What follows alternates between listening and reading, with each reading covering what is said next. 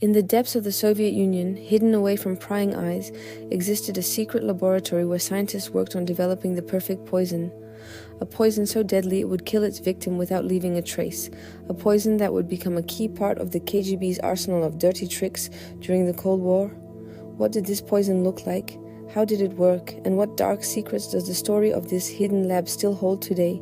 Join us as we uncover the chilling tale of the secret Russian poison laboratory of Kamera.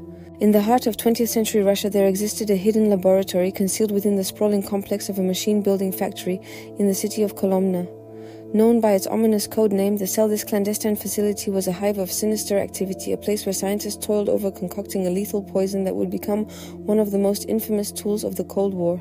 The story of this secret lab is one of intrigue, danger, and a chilling reminder of the lengths to which the Soviet Union would go to protect its secrets. Established in 1988, the cell was a joint venture between the Defense Ministry and the KGB, tasked with creating a tasteless and odorless poison that could be covertly administered to unsuspecting victims. The poison, when mixed with food or drink, would go unnoticed by the victim until it was too late. By the time they realized what had happened, the damage would already be done. But how could such a dangerous weapon have been created and used without anyone knowing? The answer lies in the secretive world of spycraft and the lengths to which the Soviet Union would go to protect its secrets. The scientists at the lab worked tirelessly to perfect their deadly concoction, conducting experiments on animals and testing different methods of administration. They needed a poison that would not only be undetectable but also highly effective, something that could eliminate a target quickly and without leaving any trace. After years of research and development, they finally created the perfect poison, codenamed C2. C2 was a powerful neurotoxin derived from the deadly nightshade plant, a substance so poisonous that even the smallest amount could be fatal.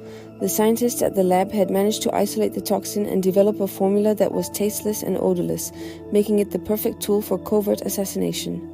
Once C2 was created, the next step was to find a way to administer it covertly. The poison had to be undetectable, leaving no trace of its presence in food or drink. After much experimentation, the scientists settled on a method of dissolving the toxin in water and adding it to the victim's food or drink. This would ensure that the poison would go unnoticed until it was too late. The KGB was thrilled with the creation of C2, and the secret poison lab at Kamera became a key part of its arsenal of dirty tricks during the Cold War. The poison was used on a number of high-profile targets, including dissidents, spies, and foreign diplomats. The KGB believed that the poison was the perfect tool for eliminating targets who could not be reached by other means, such as those living in heavily guarded compounds or those who were simply too valuable to risk killing in a more conventional manner. The use of C2 allowed the KGB to carry out assassinations with a high degree of precision and secrecy, making it one of the most feared weapons in their arsenal. But despite its effectiveness, the use of C2 was not without its risks. There were instances where the poison was detected in food or drink, leading to the victim's suspicions and even attempts to counter-poison. In one famous case in the 1970s, a British diplomat in Moscow became suspicious after finding a strange substance in his food. He managed to escape poisoning and was later revealed to be carrying a vial of C2, proving that the KGB had targeted him for elimination. Despite such close calls, the KGB continued to use C2 throughout the Cold War, believing that the risk was worth the reward. However, as the Soviet Union began to collapse in the late 1980s, the need for such a dangerous weapon diminished and the poison lab at Kamera was eventually shut down. But before that, one scientist working at the lab made a shocking discovery that would bring the existence of C2 to light. Dr. Vladimir Kiselev, a chemist who worked at the lab, stumbled upon a plot to assassinate a visiting Bulgarian dissident using C2. Horrified by what he had learned, Dr. Kiselev decided to defect to the West and bring the truth about the secret poison lab to the world. His defection caused a media storm with newspapers and television programs around the world running stories about the existence of a deadly Soviet poison. The CIA and other intelligence agencies began investigating claims of C2 and the KGB's poison lab. While they were unable to confirm the existence of C2, they did uncover evidence of a secret lab at Kamera, leading to the declassification of documents and the release of information about the facility.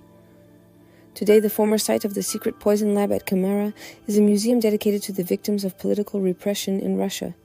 Visitors can learn about the dark history of the facility and the sinister experiments that were carried out there. The story of the poison lab serves as a reminder of the lengths to which oppressive regimes will go to silence those who stand against them. But the legacy of the secret poison lab at Kamera lives on in popular culture as well.